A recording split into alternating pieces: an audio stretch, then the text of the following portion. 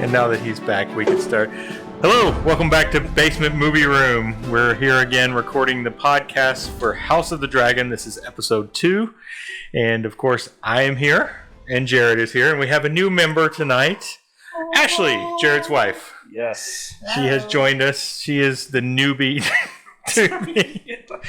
Your seat just fell down all of a sudden. Good. Yeah. No. We haven't. I'm okay. Yeah, okay. So this is starting out well. So Ashley's going to join us, and she may be joining us every week. Then again, maybe she won't after tonight. We'll see.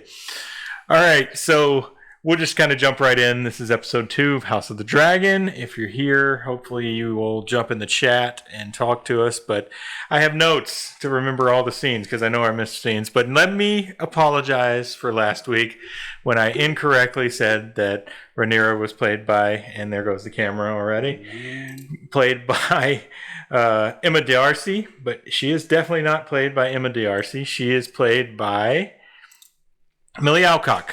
That is our Rhaenyra right now. So I just want to make that correction. So now we'll go into the episode. So the episode opens with the theme, the Game of Thrones theme, Ramin Djawadi's theme, and the opening credit sequence, which we didn't have last week. They got right into the show, and I had heard that there was going to be one. So there was one this week, and it was good. I mean, it's kind of running back to the old style with like the gear look, like that kind of stuff, but it's like blood running through. I guess fire and blood. You know, what this is based off of. So what did you guys think about the opening there?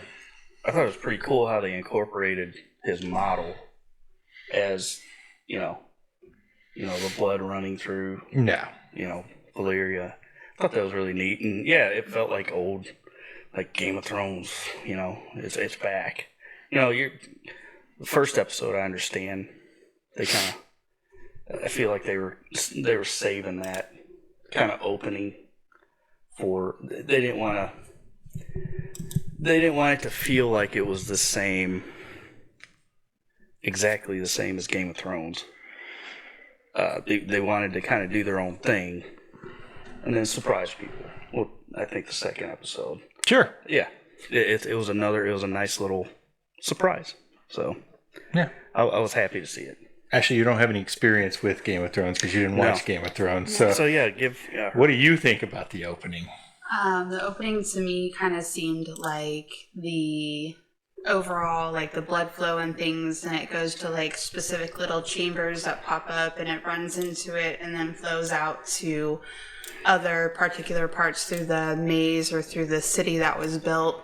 I think this kind of signifies a lot of the components that revolve around the different actual cities.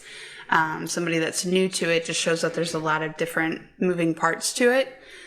So seeing the blood flow into different parts, they pop up, it runs into it, and then it pops out into different parts. So I don't know, that's like an accurate dictation of it, but that's kind of what it signifies to me as a newcomer, seeing how it flows and pops up and then flows into other parts. So it all kind of insinuates the city being a whole structure, but it has its little entities within it. She catches on quick because they always like to show little Easter eggs and in Game of Thrones the opening changed depending on what was happening in the show. I assume this will be the same way. I didn't catch all the symbols in the opening and things like that. Like, I don't know if there were some house symbols, that all of them were house symbols and things like that, but I assume they are. I just don't know those houses because they're not, like, we had a couple of different new houses show up in this, obviously. I can't remember the names of the ones when they were presenting the knights, which we'll talk about later. Oh, yeah. That's kind of what it reminded me of, is when he started bringing out the symbolic pieces and they were introducing the knights, the pieces that popped up when the blood flowed into them. It seemed like that's what... Or gears. Sorry, that's probably a better... Yeah, that's definitely what they were going for. Yeah. And I did see Hightower. I definitely saw Hightower. Because it's like a rook. And it kind of goes back to episode 1 where Daemon talks about Targaryen blood runs thick. And that is pretty much exactly what that opening was. Yeah. Was Targaryen blood, Running heaven. thick throughout Yeah, I mean, they got their blood everywhere. Yeah. So it was refreshing. No fire in the opening, though. We No. didn't get any fire, so No. we got the blood, though. All right, so the opening scene of the episode, which actually was it a cold open or did it come after the credits scene? I can't remember but it doesn't matter. But the opening scene is the crab scene. Yes.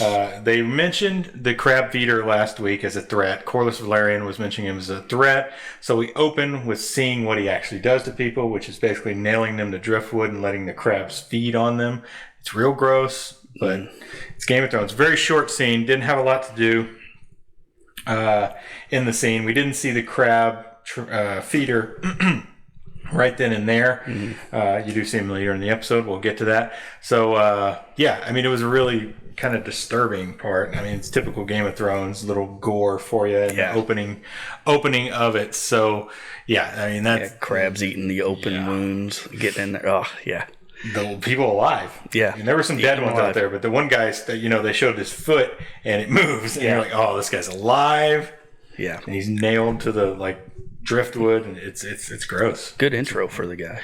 Yeah, shows the threat he is, I suppose, is what they're going for. How would you like to be that guy in House of the Dragon? Oh, wait for my part. There it is. That's my foot. That's me. He got his face in there too, though. Oh yeah, he did. Yeah, he did. Yeah. They go up to show him screaming, and I'd take it if I was on the set. Oh yeah, I'll take that. Definitely. All right, Ashley, do you have anything to say about that scene? It's very confusing for somebody that's never watched or is the Game of Thrones. There's no history for this character, so he's brand new. For the crab feeder? Yeah. Oh, okay. Yeah. This is set 173 years before anything in Game of Thrones, so there's all these characters are technically new, but the houses aren't new. But we've never heard of this guy before at all. So essentially, with the crab feeder, it's a very rough scene. It leaves a lot of question in mind with it being what looks like a secluded island that these people that you find out later are men from the king's castle that have been dumped there by the crab feeder because they've been essentially it's like his dumping ground that you kind of put together later in the episode. So it's very graphic, but I think it does pull a lot of the severity of what his character is together when you start to put it together later in the episode to figure out what he's trying to accomplish as far as a message to the king. So a lot of confusion on the forefront, but then a lot of being able to put it together later on in the episode. With that, I'm just still a little confused as far as the crab feeder background. Why is he a crab feeder? Why does he dump them on this island and let the crabs loose to feed on their bodies? What is the ultimate message and goal from that? So that's what I'm looking forward to in episodes to come. But ultimately, that one was quite confusing for me. But a good scene, I guess. Yeah, we'll figure it out. I think we get more information on it in the very next scene with the small council. So the very next scene there in the small council, Corlys Velaryon is there to present the fact that they need to do something about the crab feeder. That's what the conversation is about. And we get information that the crab feeder is from the Free Cities, which is on the other side of the Narrow Sea. The Narrow Sea, which you wouldn't know, Ashley, is the sea between Westeros and Essos. We're in Westeros. Essos is the other side of the Narrow Sea. So that's the other countries, and they call them the Free Cities because those cities aren't ruled by one single king. Yeah. They're independent cities. They basically just rule themselves, but they do kind of have a easy alliance with each other to kind of take care of each other. So that's where Corlys Velaryon's wanting to take out the crab feeder, but Otto Hightower, I think, is the one who points out that the crab feeder is obviously bankrolled by somebody. It's clearly the Free Cities to take over the Stepstones, and the Stepstones history on the Stepstones is actually they used to be a land bridge, is what the assumption is, but it broke apart at some point through an earthquake or something, and now it's just small islands across the sea. So they're enough to get boats through and everything, so it's just a series of islands there that used to be the land bridge where the first men supposedly came over to Westeros. But Corlys Valerians want to go to war. Otto Hightower says it's a mistake, and I think most of the council agrees with him, and the king ultimately agrees that they don't want to go to war with the Free Cities, that there's never been a war with the Free Cities, and they don't want to piss them off, basically. Right. But, Corlys Valerian is the one getting all the damage from this area, because it's his boats. He's the master of ships. He has all the navy, and he's taking most of the brunt of this, and it's really kind of starting to drive that wedge between the king and Corlys Valerian. Yeah. There was already one there, I think, clearly, because Corlys Valerian has an interest in the throne through his wife, Rhaenys, who was passed over for the throne, the king's cousin. So... And now he has his interest in mind with his children. So, And we have a comment here from my wife. When are you coming on? Yeah. We got Ashley on. Get to watch in 2 episodes. She's seen 2. That's it. Yeah. She's never seen Game of Thrones. Yeah. So Just watch got it. her started on House of the Dragon, and she really liked it, and here she is. I was not Episode excited 2. at first, Carolyn. That's honest answer. I was not excited at first, but now I'm kind of hooked and interested, and I'm in. I'm all in. Yeah. So that's the second scene. Do you have anything to add on the second scene? It's not much else happens there. But, I mean, yeah, clearly... That I remember, at least. Yeah, clearly Otto, and it's just showing Otto and Corlys are really rivals. They have a lot of disdain for each other. Yeah. That's what that scene did, Everybody's a rival with Otto, just nobody wants to take him on. True. So, and, he may be bankrolling the crab, dang it, what's his name? Crab feeder. Yeah, crab feeder. So, I wouldn't doubt it. Yeah. Yeah. Oh, another thing that happens. Because it makes Corlys weaker, and, with things to come later in the episode, I'll let you get to it. But... Yeah, so we also get that Rhaenyra is sent away by Otto, told the king to go to send Rhaenyra to pick the new Kingsguard member. A Kingsguard member has passed away or retired or something like that. I think they have to pass away. I think it's till death. Yeah. So she has to pick a new Kingsguard member. So they assign her to do that. The king said it'd be good for her because Otto said it'd be good for her, and that's what he does. He just follows what Otto does.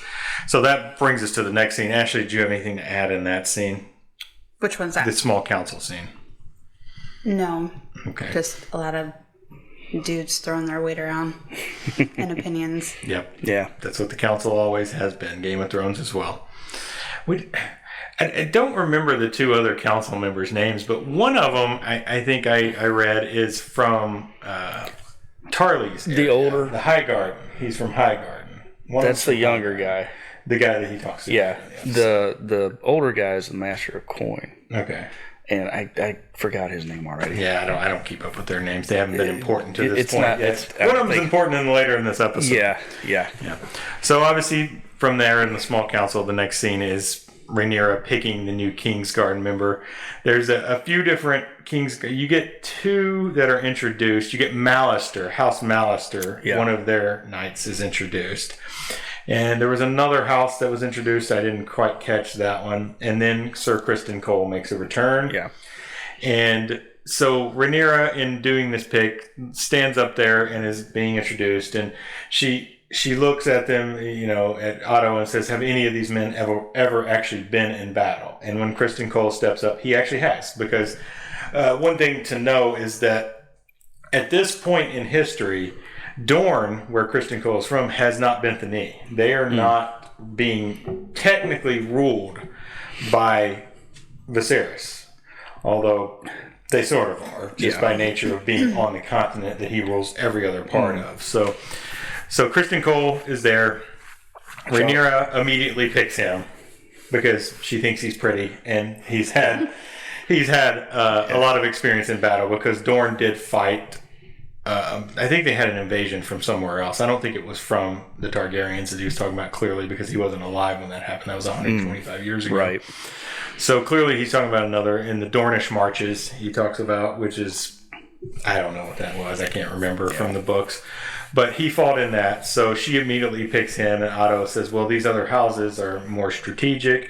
And she goes, well, if somebody's going to protect my father, it's somebody with actual experience. So she picks Kristen Cole. Kristen Cole is going to be the new Kingsguard member, and that's the end of that scene. It's a short scene. It doesn't have much to it other than Rhaenyra kind of throwing her weight around as the princess, and Otto Hightower not liking it a whole lot. Showing a couple new houses too. Yeah. What I thought was really interesting about that is that the king kind of sent her away from the council meeting because she spoke up. And I didn't think about that till just now. Yeah, she did. That's so true. the council meeting, they're speaking, and she's still kind of the one in the background that's still filling their wine. Yet she is the heir. She's been named the heir, but yet she's still the one serving the wine to all the councilmen. And she feels a moment of outburst to where she actually tries to give a plan to her uncle. Can't think of his name. Corlys. She tries to give a plan to his fourth pudding of how to fix the crab feeders' actual doings with using the dragon. She's like, you have dragon riders. Use us. She's like, hey, we got dragons. They don't. And of course, it's an outburst, and everybody kind of like stops. It's that whole moment where everybody stops and turns and looks at her like, why do you speak? Why do you speak? You're a woman. And she's like, well, I'm the princess. I've been named heir. She felt entitled, and then the king ultimately kind of accepts it but dismisses it and sends her away for this task of picking the next knight that protects and serves on the first watch? King's Watch. Kingsguard. Sorry. I'm still learning. Please be nice. Don't get upset with me. I'm still learning all this. Yeah. So she gets there, and you can tell that she's like, I'm ready to do this. And she stands up there and on her step stool. I think it's funny that they focus on the step stool for her to step on. She also has to get on her tippy toes. To be able to see over. And they pull out the different pieces for each night, and you can tell that she's kind of figuring out why they're pulling out the pieces for each night to signify the different kingdoms that they're from, or who they represent. And after the second one, or after the first one, Otto comes up and says you might want to thank him, like trying to coach her a little bit, but kind of insulting her at the same time, like you should know to do this. And you can tell that she's kind of off put by it, but she proceeds and thanks the first night. Then the second night comes up, and you can see her kind of scoping the different contenders of knights that are out there. And she's looking, you can tell that she's looking for that one specific knight that was from episode 1 that fought in the Lancing episode with the tournament during the tournament. Kristen Cole, And you can tell she's looking for him, and that's when Crispin Cole. She doesn't even think the second night. She just kind of stops him in his tracks and asks, "Where's the knights that have the battle experience?" And you can tell that she has an ulterior motive, but she backs it up with something that's going to be worthy of her decision. So kudos to her for that part, but you can tell she's got the teenage flirty girl side, because she steps away from her poise of being the princess and named to heir, and kind of gets down on the stoop and is like looking at him with her goo eyes, and you can kind of see the distaste in all the other council member, like Otto's eyes especially, with what she's doing. And you can see across, I think the big point for me that I watched was across the way you can see that the aunt, don't remember her name either, Rhaenys is watching her and seeing her walk through that, and that kind of leads into the next scene with her aunt. And thing about Otto that I love, and first 2 episodes that I've seen, he is just so annoyed with everybody, because he is like, I know what's going on. You guys are so beneath me. I'm so much smarter than you right now, but I have to do this. I have I have to play this part right now. But you can just tell he's like so annoyed with everybody around him, and I love it. Yeah, I love it. He hates everyone. He hates everyone. Yeah. So the chalices are. I love Otto right now. Chalices are real. Jared ordered these, Yep. and Ashley's got one coming as well. She hasn't got hers yet. Mine got delayed. I was so sad. Of course, it'd be mine. Yours is actually way Mine's cooler. cool. They're not as big as I thought. I thought they'd be They're bigger. wee little chalices. Hey, little chalices for little hands. Yeah. All right. So on to the next scene. It's the first scene with the king and Alicent together in his room again. This is just more building of a relationship between those two. Mm-hmm. Basically, the king is showing her the models that he's putting together, sort of. He says he didn't make them, that the stonemasons made them, actually, and he just arranged them from his memory and told them how to make them. But it's him and her talking, and I think she's mentioning her mother again in this scene. She continually does that, but this is just Otto pimping his daughter out to the king, trying to create a relationship between them. Trying to get them more comfortable with each other. And they break one of the stone dragons, and that he's kind of playing with, and he drops it, or she drops it, I can't remember. One of them drops it and it breaks. Dropped it. So a little bit of foreshadowing. Yeah. So that's it for that scene. There's not much else to that scene. So the next scene is Alicent and Rhaenyra in the temple. They're in the temple, and we've never seen this area before, unless it's the same place that Valerian the Black Dread's head is, but I don't think it is. They're in front of a large statue with a bunch of candles. Assumingly that is one of the seven, and that's what... sorry, refreshing the camera real quick.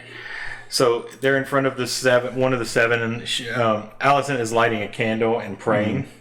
And she says that Rhaenyra should pray, and they're talking about, they're sharing basically their dead mothers. They have dead mothers, and they're also talking about Rhaenyra saying that her dad, it's hard to talk to him. He doesn't talk to her, and Alicent is saying that maybe, like her dad, she has to talk to him. He doesn't know how to talk to women, so she has to go to him, and that Rhaenyra should do that, and she asked her to pray with her. Yeah. Assumingly this is in front of the mother, since they're talking about mothers. Brought up, that makes sense. I don't know, though. The statue's not clear that they're praying in front of, but it's clearly one of the seven. Once again, great sets. Yeah, oh yeah, terrific. I think it's a really good, a really good scene for Rhaenyra, because she hasn't really had a moment to grieve, and I think that was her best friend's way of trying to tell her that it was okay to grieve. She's basically telling her to open up, you need this, you need an outlet, is kind of what I took from that scene. Is her saying, you need to find a way to have a moment to speak. And she says, I don't know what to say. And she says, whatever you want to say, that's between you and the gods. And that's kind of a moment of her best friend telling her, you can say whatever, this is your place of peace to speak, to say what you want to say. And you can see her just kind of look out into the distance, and her eyes fill with tears. And that's kind of a moment where, as an audience, you can kind of connect with her and feel her emotions of everything that she's going through, that she just lost her mother, she just lost her brother, she just became the rightful heir, and she's completely overwhelmed and doesn't even know where to begin. And she asks her friend and says, I don't know what to say. And her friend kind of comforts her in saying, whatever you want to say, it's between you and the gods. And she kind of places her hand on her, and Rhaenyra lights the wick and then blows it out and then puts her hands together to pray. But she doesn't really say much. But I think it's an unspoken truth between them in that moment. So I think that was a really good moment for anybody in the audience trying to feel Rhaenyra out with where she's at from a emotional point of view. And she actually breaks out and cries. She does. Yeah. So, girl point of view. Nice. Yeah. No, that's nice to hear. A fresh take. Well, that was the nice scene. The next scene gets a little creepy. Yeah. This is Corlys and the king, Viserys the First, in the gardens, talking about arranged marriage. So Corlys and Rhaenys are there, actually, too.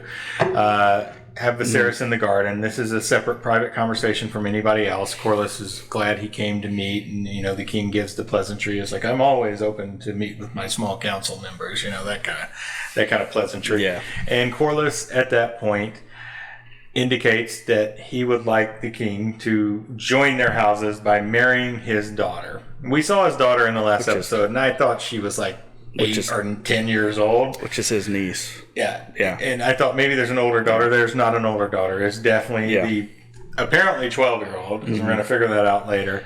But the child is pretty young, and the king is clearly older, not to say anything. And the child's younger than Rhaenyra.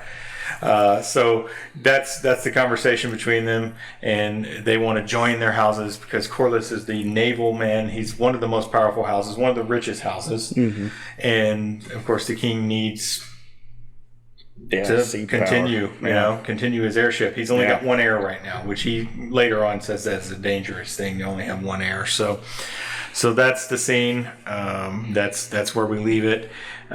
Essentially a proposition to the king. And this is the same thing Otto's doing with Alicent, of course. So, but he's less forthright. Yeah. And this is 6 months after he lost? Yeah, we were 6 months. Yeah, there's a time jump of 6 months. Half a year, whatever that is. I don't know the calendar years, but yeah. So they don't have everybody's pimping their daughters off to the king right now. Yeah. So it's a little weird, but I mean, we have to look at it through the lens of Game of Thrones. This is not surprising. No. This kind of stuff. I mean, they marry infants to people in this marry your daughter. Just marry your daughter. Yeah. There is some indication that in the past that infants have been married to kings and princes and things like that. More the titles. Well, I think that's what was most surprising to me starting in on this series was episode 1, you kind of see the implications between the uncle and the niece and the relationship that they have. Damien and Daenerys. They have a close relationship, and I kind of picked up on that right away and was like, well, this is kind of weird. And Jared was like, well, it's kind of what these people do. And then now in this episode, it starts going in like a few different directions now with Cornelius's daughter, who looks 8 but is supposedly 12, and then Otto's daughter, who is Viserys' best friend, and then it's got all these different avenues that you're like, ooh, what's gonna actually happen? The game has changed. So yeah, that one was a little off-putting for me and is a lot to take in, but I guess is the norm for these.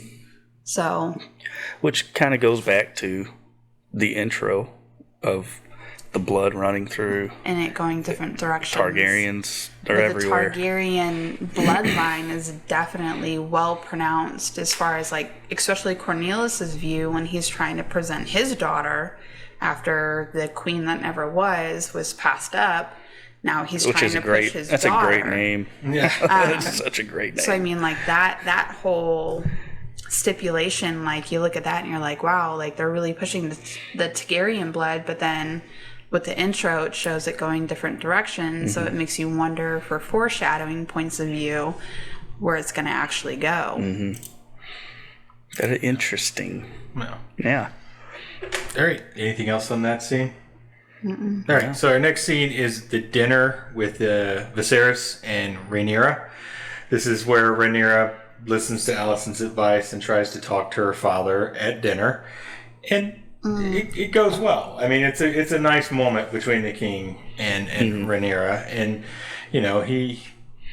he's not the best at talking. No. So he shuts her down again. Yeah, I don't really remember everything that went on in this conversation, to be honest with you. So, it's just a short scene. There's not a whole lot to it.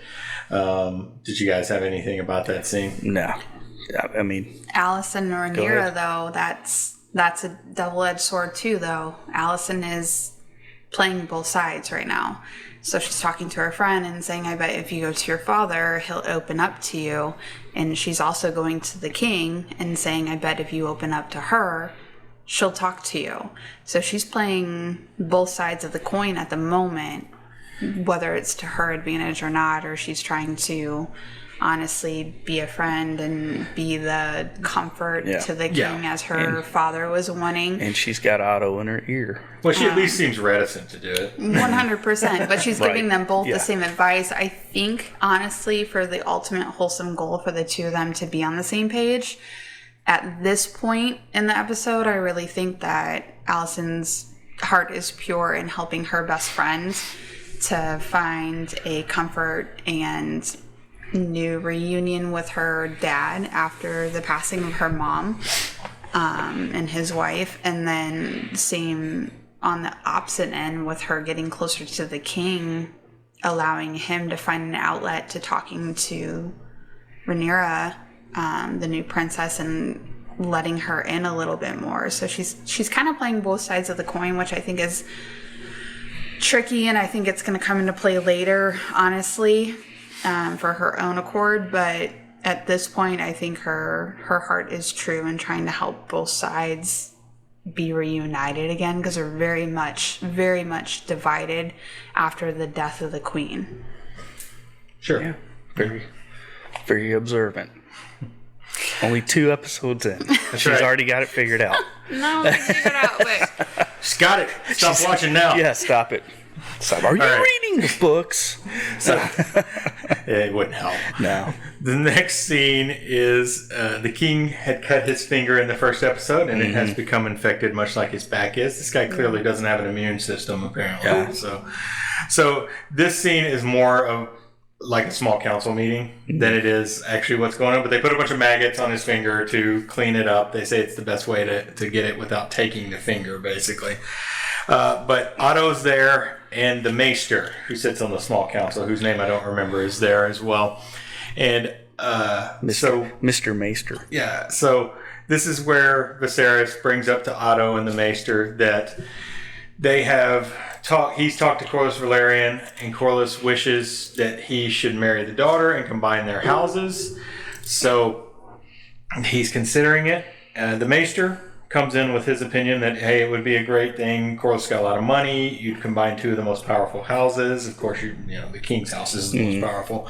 And then Corlys Velaryon with his ships and his money would be a good match. He's also Targaryen, not Corlys Velaryon, but he is from Old Valyria. His family's Old Valyrian, and his wife is a Targaryen, Rhaenys, who got passed over. So it would like sew up a lot of that. It's another avenue for for her to get back into power. Yeah. And then there's Otto, who is like, I don't know, maybe not the best idea. Who knows? Why would he say that? That kind of stuff. And the king, of course, doesn't.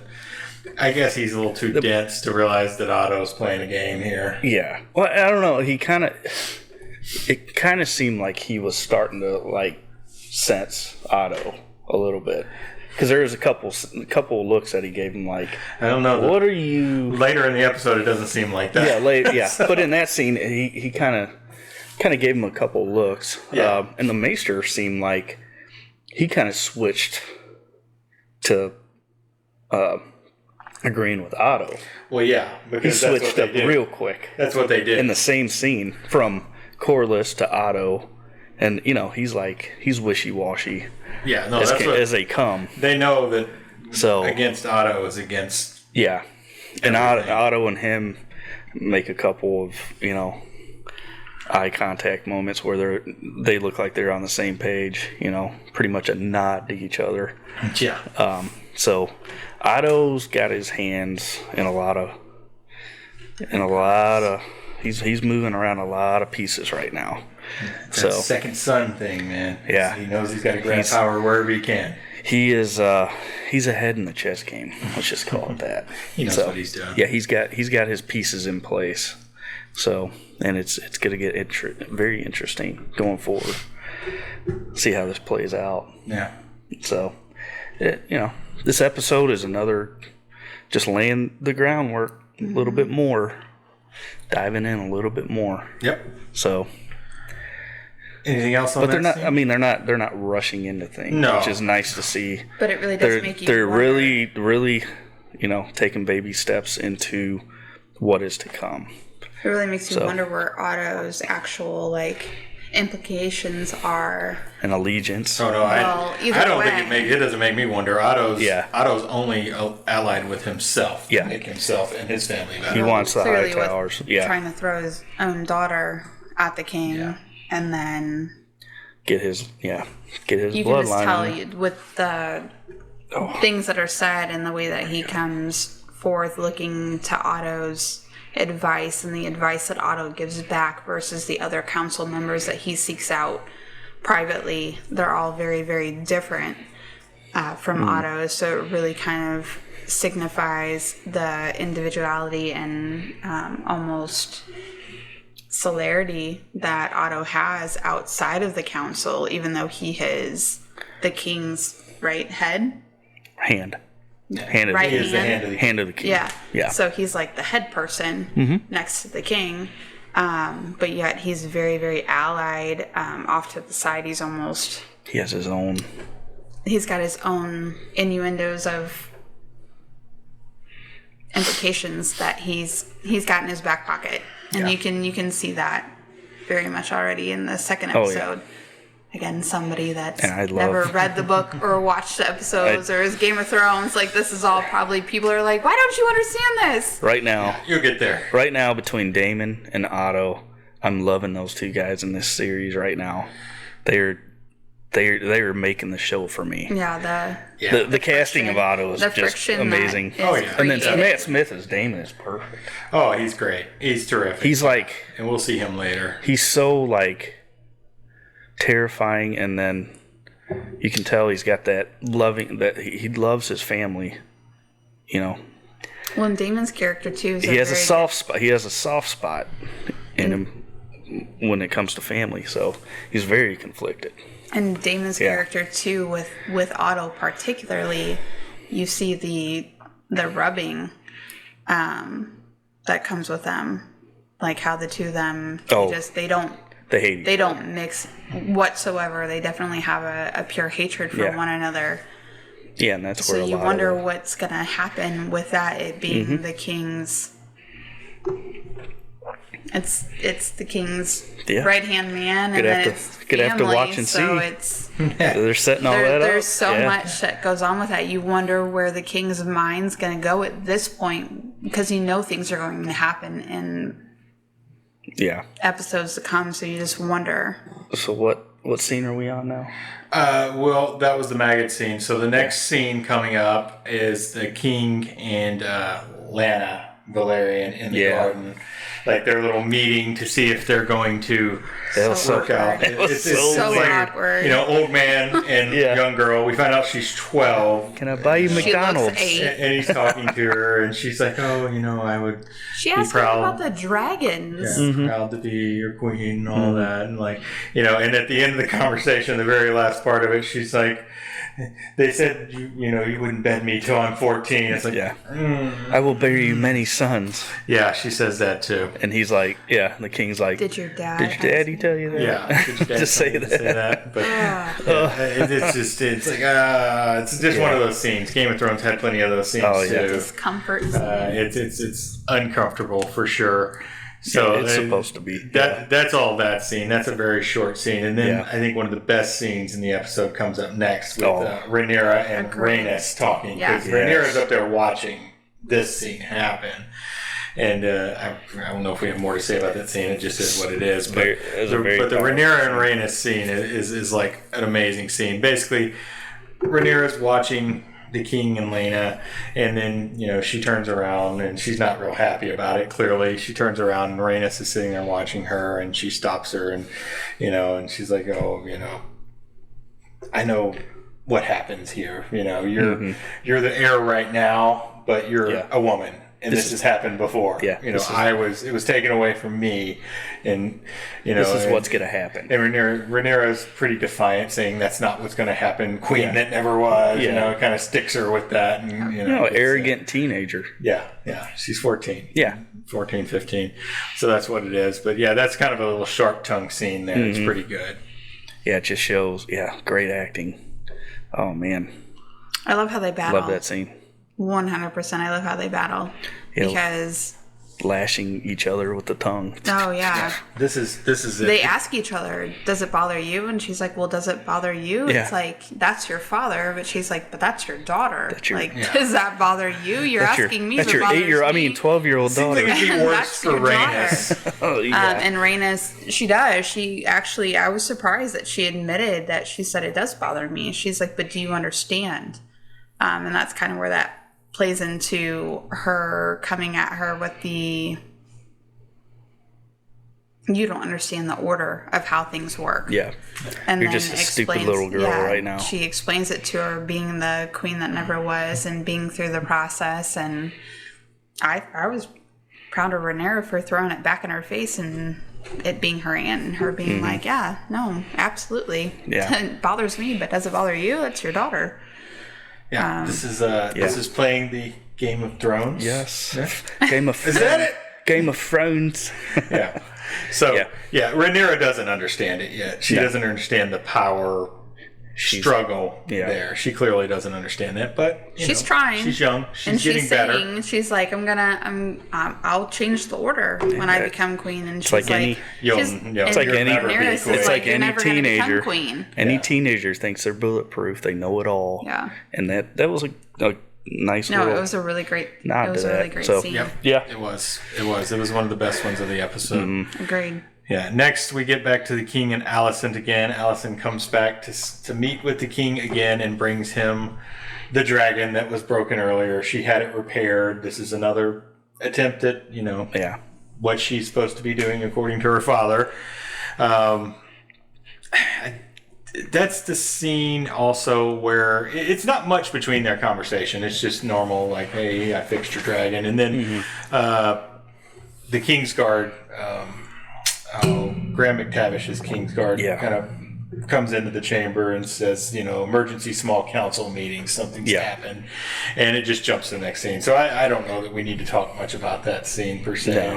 It's just another Alicent and King scene. They're the same every time, pretty much. That they're building that relationship. One of the things we didn't mention every earlier, scene. though, was the king did ask for Alicent not to say anything to Rhaenyra about their conversations. Yeah, right. That's true. And that was almost is true. foreshadowing. I had forgotten to mention that. I feel like is a really big key point on his decision later on in the episode. He says that he doesn't think that Rhaenyra will understand their bond, I guess, that they have. And when he says that, it's kind of like an instant red flag where you're like, uh-oh, I feel like this is going a different direction. Here we go. Than originally intended, but yes, originally intended. So, and that's kind of like a moment that they have after that conversation of him being like, "Please don't tell Rhaenyra about the conversations we have." And then she brings him this gift of the dragon that she repaired. And I think that kind of creates that moment for him. Yeah, it's certainly a moment. That's what they were going for. Can I break in real quick and say, Carolyn, if you're listening still, if you join this podcast, I will buy you a chalice. Well, me one, and it's empty. Ashley has one. Mine's not here yet. Come on. All right, back to we have one viewer still, so I assume it's her watching still. So. All right, back to the next scene is the emergency small council meeting. We find out when the king gets there that Daemon has attacked the dragon keepers. They were transporting an egg. He attacked them and stole an egg. Beat them up. Took their egg. The small council immediately goes into what are you going to do about this? You can't show you're a weak king. He's threatening your power. And Otto, I think, is mainly saying this. And the king's not decisive on this at this point. Yeah. And they just keep arguing amongst themselves. They're like, "Well, I can't attack him. He's got the gold cloaks there." And then Rhaenyra just breaks in, stops the conversation, and speaks in old Valerian, and says, "Which egg did he take?" Yeah. And we find out that Daemon took the egg from, what was Balon. It was Balon's dragon egg that Balon would have had in his crib, but their Dreamfire is the dragon. Dreamfire's egg. Yeah, Dreamfire, which is one of the dragon's names, obviously. But it's the first time we've heard the name Dreamfire, but it was Dreamfire's egg, Daemon took it and says there's a letter. The Maester brings the letter out and is reading the letter. Daemon says that he is getting married in 2 days' time. He wants the king to come to his wedding, which, hilariously enough, the king would have to fly on a dragon, and the king does not have a dragon because there is no way he'd get to Dragonstone in 2 days. We jetpack everybody to Dragon. So it's not that far. Yeah. But this is another one of those Game of Thrones where they get there so quick. Jetpacks or planes. They get there super quick. Yeah. But he says he's getting married in 2 days, and that he's taking this new wife. He's going to take the old Targaryen tradition of multiple wives, and it's Massaria, is it? Yes. Massaria, whatever her name is. Yeah. It's Sonoya Mizuno's character, and he's going to take her as a wife, and that she's pregnant. She's pregnant. Yeah. So the king decides that he's going to go to Dragonstone, and Otto says, "No, you can't do it. I'll do it." So Otto loads up, goes to Dragonstone, and that's the next scene. But in any case, the scene where they met is pretty cool looking, though. Yeah, I mean that is that's a pretty memorable scene. Just meeting on that bridge. Yeah, with it looked pretty awesome. Yeah. So the small council meeting is over, and the next scene goes on. I don't know. Do you have anything to say about the small council? No. I'm sorry. I thought we were on. I was gonna jump the next. On because there's not much else to say about that scene. It is what it is. Yeah. Damon's obviously taken that egg on purpose. He knew what the effect of it would be. He wanted this to happen. Yeah. But I think he truly wanted his brother to come there so he could talk to his brother 1-on-1. Yeah. But that's not what happened. Because the last time they spoke, it was. It was heated. He called him weak, and but it also triggered Valeria. Kicked him out of King's Landing. So, yeah. But it also triggered Valeria for her asking, "What egg did he take?" And I think in that meeting, that's again another foreshadowing moment where it was she was like, "What egg did he take?" When she asked in their language. She is also still wearing the necklace Daemon gave her. Yeah. And he looked at it. When we get to the next scene, he looked at it, and I think that's one of the reasons. I'll get into that in a second. But when she asked that, you could see her, and for me, posture and the way people look, she looked down into the left, and you could see she was very concerned, and she asked it in their language, "What egg did he take?" She wasn't even looking at the person that she was talking to. She was looking down into the left, this is gonna be a big blow. She knew the answer before she asked the question. Right.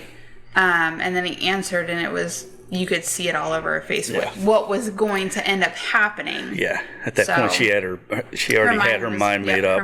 She was going. Yeah. But again, she's in a small council meeting, and she has that moment where she speaks up semi out of turn, just like she did in the first one. But you see how everybody went silent. Yep. And 100%. listened to everything she had to say. So. Or tried to. They couldn't understand what she was saying. But yeah. All right, so the next scene is the arrival at Dragonstone. Really cool boat scene there to open it up. There's nothing to that boat scene. It's just the boats coming into Dragonstone. It's all right. I jumped the gun on that. Yeah, it's okay. It's okay. Yeah. It's hard not to because you just want to discuss this scene. I'm so excited. If the other scene between Rhaenys and Rhaenyra is one of the best scenes, this is the best scene. It was cool. It's the best scene of the show so far. Best looking.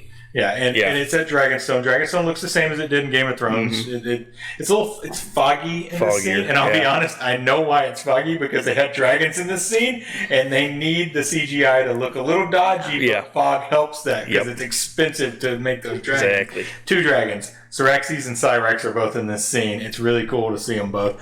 So what happens at first is Otto and his crew land at Dragonstone. They're climbing the big wall of China steps that go up to Dragonstone, and they're met on the stairs by Daemon and some of the gold cloaks that he brought from. Those steps would have taken me 2 months. Yeah, no, that's a long climb. I was thinking of Sonic the Hedgehog. Was it 2 that he does the? Or no, it's 1. It's the first one. It's the end of the first one. He's on the Great Wall. Great Wall. I was thinking of that, but so Otto and Daemon meet. Otto's like, you have to return the egg. This is ridiculous, and Otto's not great at his job, to be honest. When it comes to, he gets timid. He's not only timid, he's also just not just being an asshole, to be honest.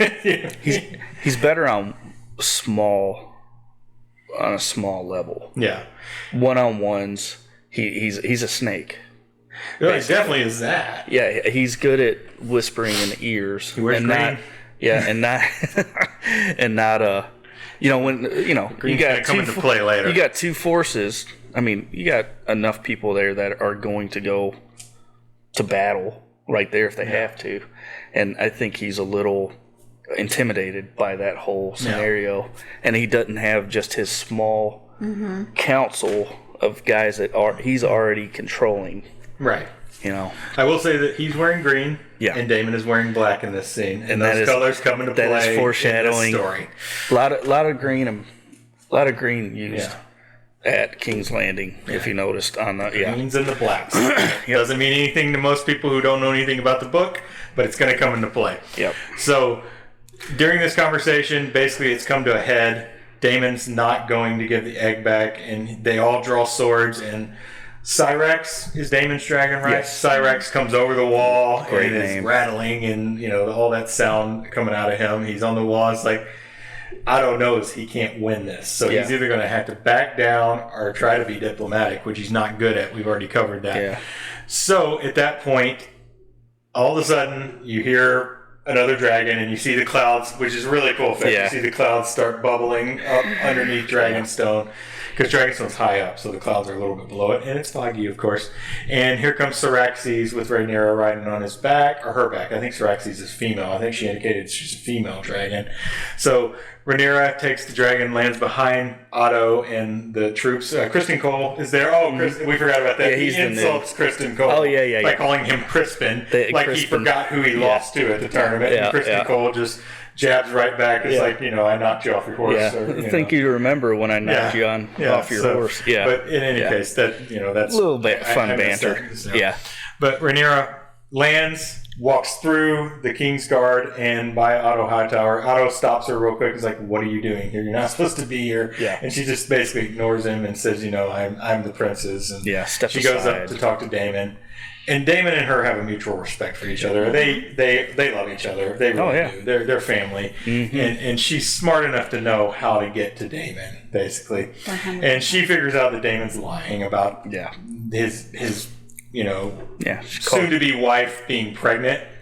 Yep. And so she... Like you said, called his bluff. She called his bluff.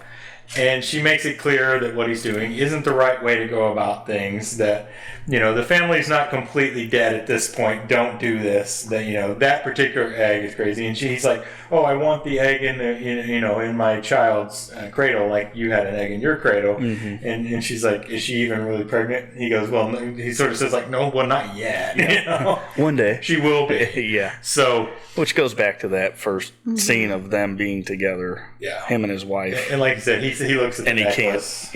Looks at the necklace. She's still wearing it. So this is like, they're friends. And he doesn't want to fight her. He doesn't want to have that battle. He knows it's no good for anybody. And then he turns around and starts to walk away and, tosses her the egg. Mm-hmm. And that's the end of the scene. And would have been funny if she just, right. Oh, dang it. We'll find it. Yeah. But she also they placed the egg into like a brazier with like coals. I guess they got to keep the egg hot, but that's never really been something. But I guess they're trying to hatch the egg ultimately to have more dragons. Speed up the process. Yeah. I don't know. I don't know. Ultimately, the dragon eggs hatch whenever they want to is what you get from the series overall. So that's the scene. And awesome looking scene. It's an awesome scene. Yeah, it's great. You guys, I thought it was a great scene. Yeah, especially with Rhaenyra showing up on the dragon that kind of surprises you but doesn't surprise you, and her walking through the council. Yeah, and then like being like, "What are you doing?" And she's like, "Just let me handle this." Yeah.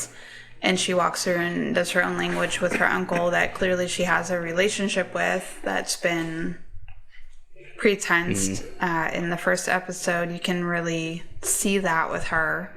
And then he's speaking to her, but she's speaking back to him. And it is a mutual agreement. He's not talking to her like the future queen, and she's not talking to him like somebody that's lower than her. It's a definite equal ground when they're talking. Very personal level. And that moment when he, at the very end of the conversation, after she's like, is she even pregnant? And he's like, maybe one day. And she kind of does this thing, and he looks at her necklace that he gave her. And it was like that moment, he was like, all right, I can't ignore the relationship that we have.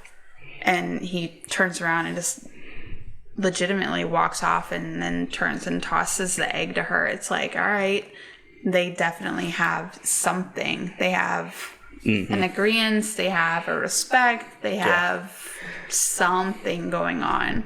Mysaria also storms off there before everybody else. But that was the moment where she doesn't even make eye contact. Nobody, and that's another point where nobody makes eye contact with her, and she's supposed to be the future bride, so you would think that like somebody would make contact with her, and not one person did. Not Valeria, not the council, like no, and he didn't.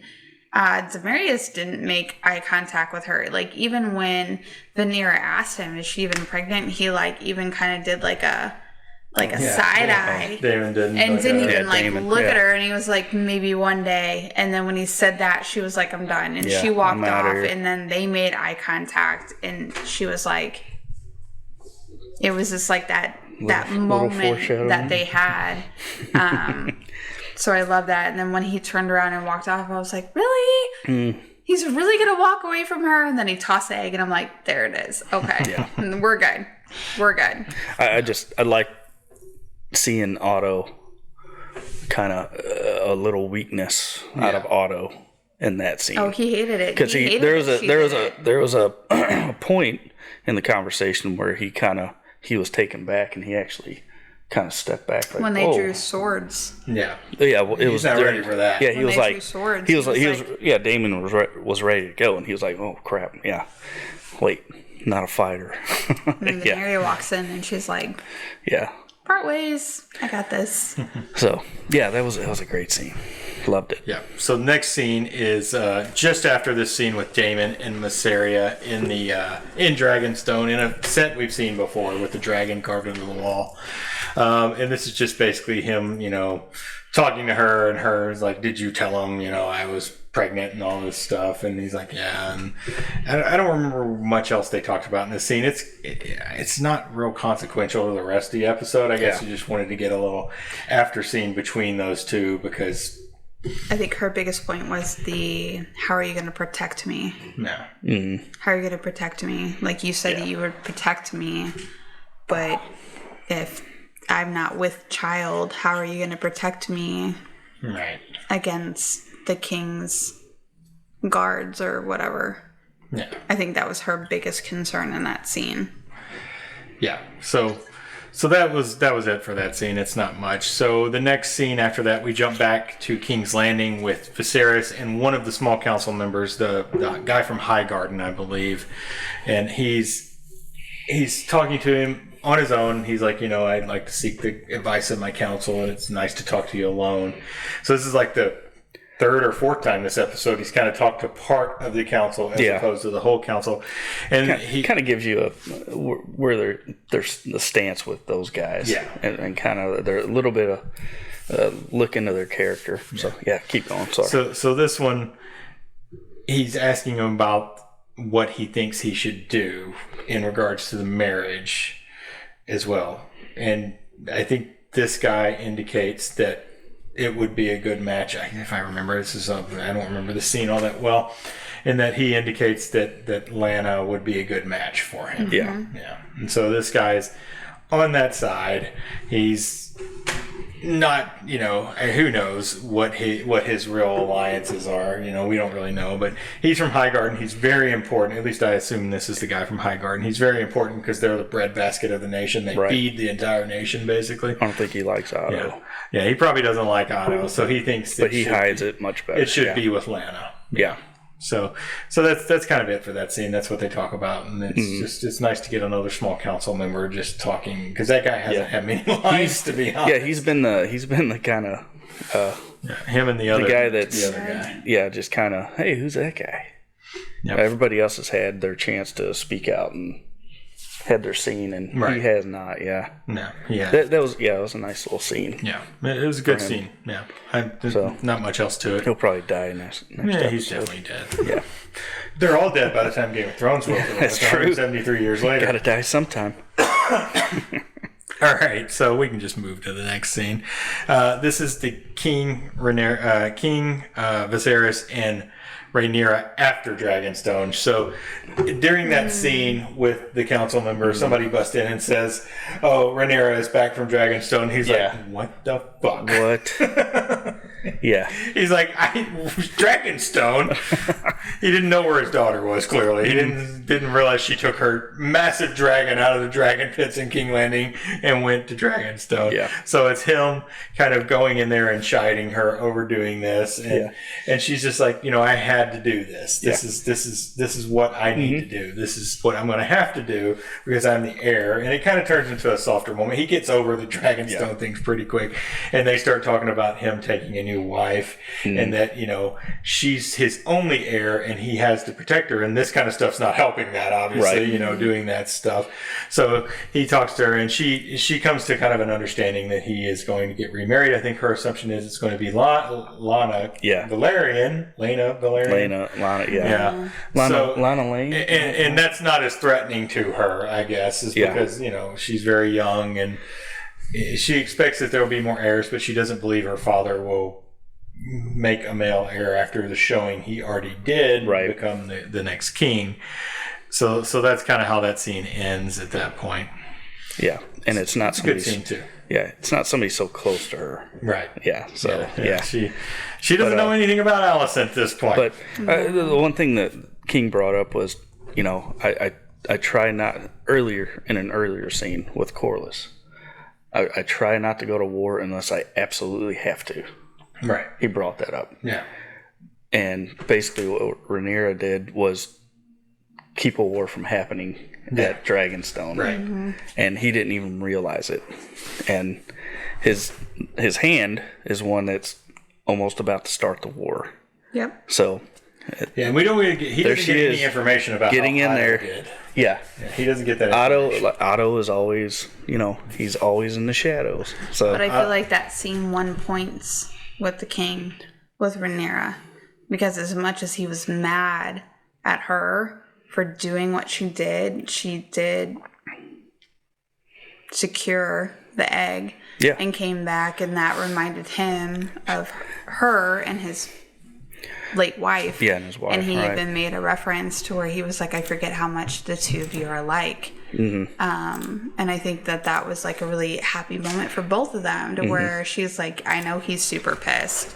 And he's like, I'm super pissed.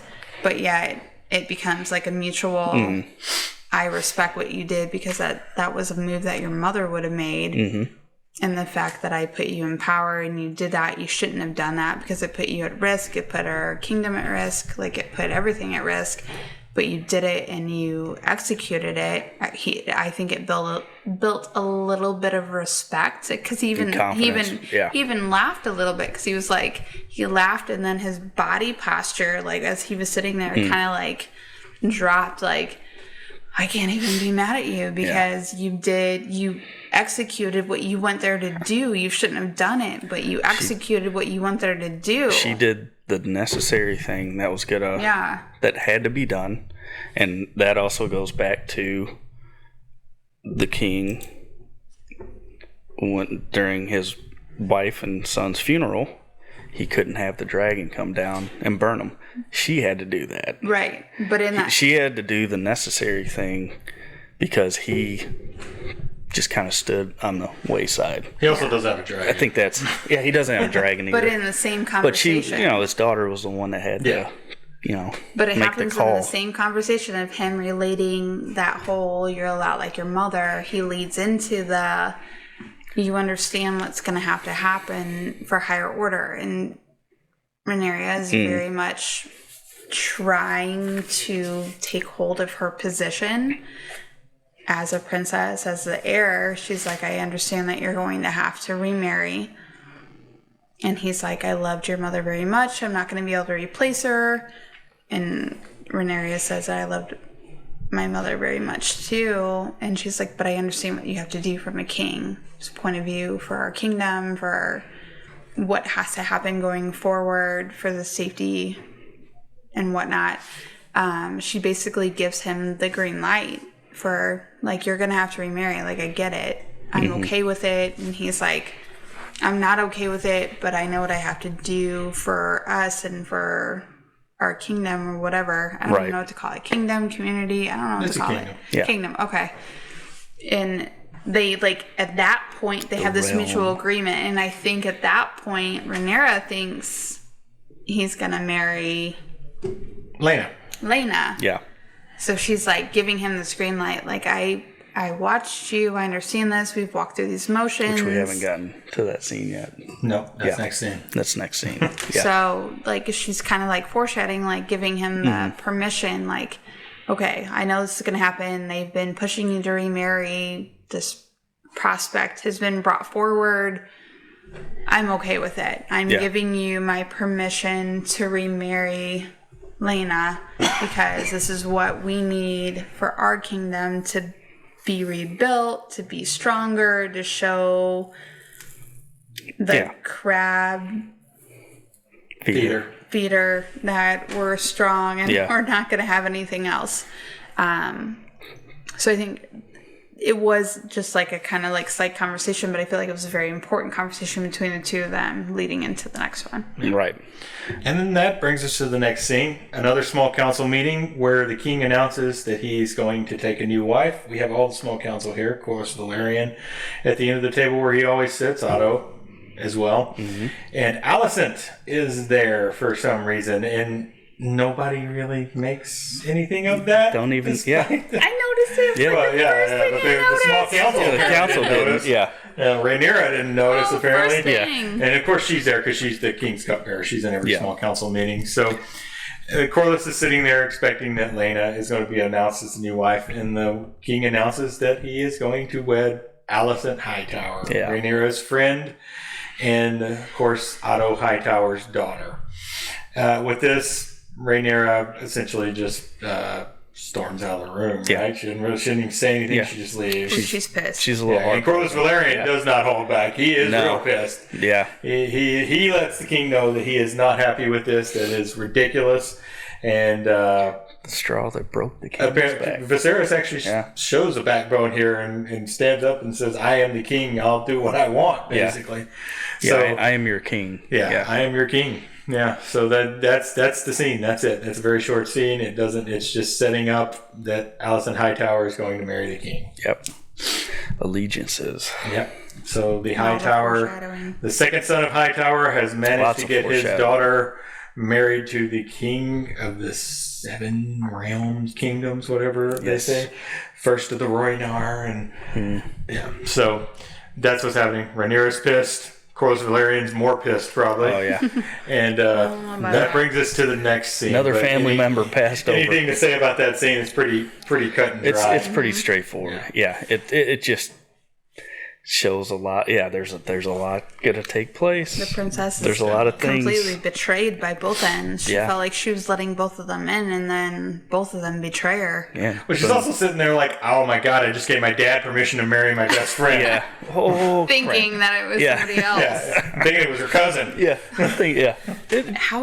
Where's the double-edged sword on that one? Like, my cousin, my best friend, family, not family. Like, ugh, I just can't. Yeah. 14, 12, what's the difference? I don't know. Alicent looks a little bit older than Rhaenyra. I guess 14. 12 looks 8. 14's the new 18. That's right. Can't. So that's that scene. And then it brings us to our last scene. Corlys Valerian's reaction to this news. It shows the crab feeder doing his work again, nailing people in. Yeah. And kind of, we get a view of him. He looks like he's got grayscale. Yeah. I don't know for sure. And he's got this mask on. Got a little bit on his... grown into his face. Right. A little bit on his shoulder, a little bit on his face. And he is nailing people to driftwood or wood that he's built. I don't know which one it is. And letting the crabs eat them, essentially. And we get the first view of his face at the very end of the episode. But during this, there's some cutback to Corlys Velaryon talking to somebody. It doesn't show you who he's talking to until, of course, the very end. He's talking to Daemon Targaryen. They are now allied. Although Daemon's not completely fond of the conversation, it seems. No. It's like, Corlys starts talking bad about King Viserys. He's like, no, only I can talk bad about my brother. Right. Yeah.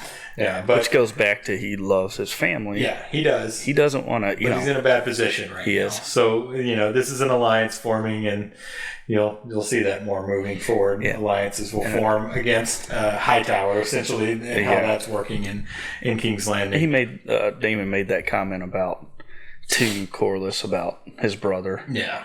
And, something about his weaknesses. Right. And Corlys was like, whoa, what is that? He's like, being king. Yeah. So, yeah. Which goes back to, him calling him weak. My brothers never did a good job at that. And he's like, what's that? And that's being king. Being king. Yeah, that's it. Yeah. So that's the end of the episode. Yeah. And we get the view of course, the crab feeder, and the assumption is that's going to get taken care of by Daemon. Yeah. It's gonna get taken care of to form this alliance, and the king is going to be pissed about it. But what does it really matter? But I mean, it looks like we're going to have another time jump. I'm not going to go into spoilers on the next time because I know not everybody watches that, but it looks like we are going to have another time jump for the next episode. We got 172 years, man. That's right. Big time jumps need to happen. Do that. I don't know what goes on in between the time jumps. Well, you'll figure it out. Yeah, you figured out quite a bit already. Assumingly, this series is going to have a few seasons of these people, and then if they go on for more seasons, they're going to bring in. It'll be a new cast of characters. Ultimately, it'll be an anthology type thing at that point. But in any case, that's it for the Basement Movie Room podcast. Yeah. Here be dragons, House of the Dragon. There be dragons. 2. Yes. Yeah. So I hope you guys enjoyed it. Thanks for watching. We will be back next week at around 9:30ish. To talk about episode 3. And of course that is the day before Labor Day, so you ain't got to go to work the next day. What's your excuse for not listening, right? Again, thanks for watching on Twitch if you're watching on Twitch, and thanks for listening. We'll see you next time.